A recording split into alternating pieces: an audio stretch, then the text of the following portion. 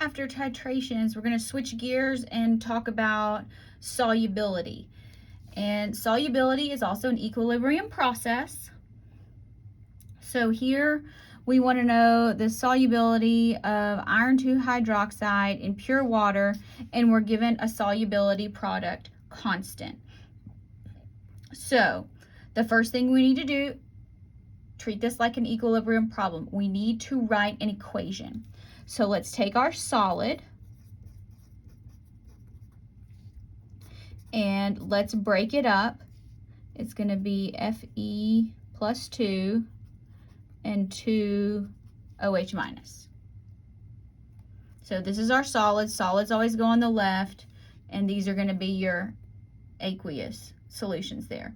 Okay, now we need to write our expression for K. Remember, solids don't count, so it's going to be Fe. Now here, be careful because you do have to include these coefficients for stoichiometry in your Ks. Now KSP, always just going to be one line. You're not going to have anything in the denominator. Now let's make an ice table.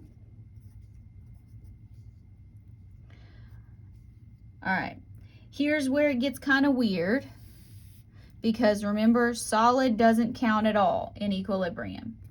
So when we start out, we have nothing. You say, how in the world do you have a reaction? Well, because it's a solubility, it's not actually a chemical reaction.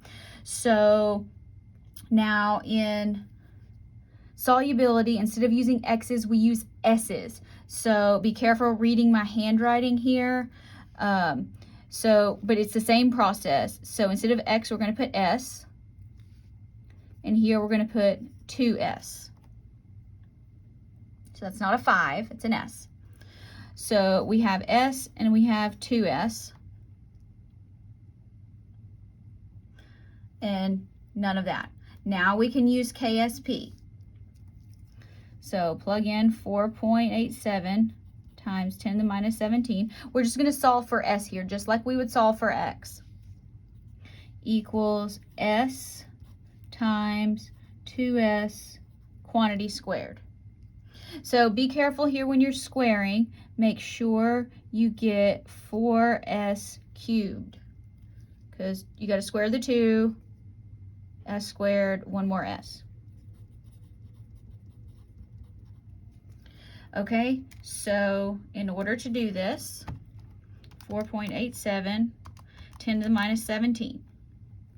We're just going to solve for S, so I'm going to divide by 4 first, and then I'm going to take the cube root, which I like to use a 1/3 exponent. You can use the cube root function on your calculator. It works out fine. So this tells us S, which is the molar solubility, this is what we're looking for, of our constant here, or our solid, is 2.30 times 10 to the negative 6, and we'll put molarity there.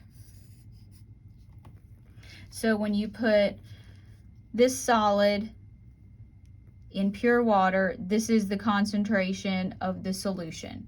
Notice it's not very much, so this is not very soluble. You can know that because it's a very low KSP. Let's go ahead and do another one. I'll start a new video though.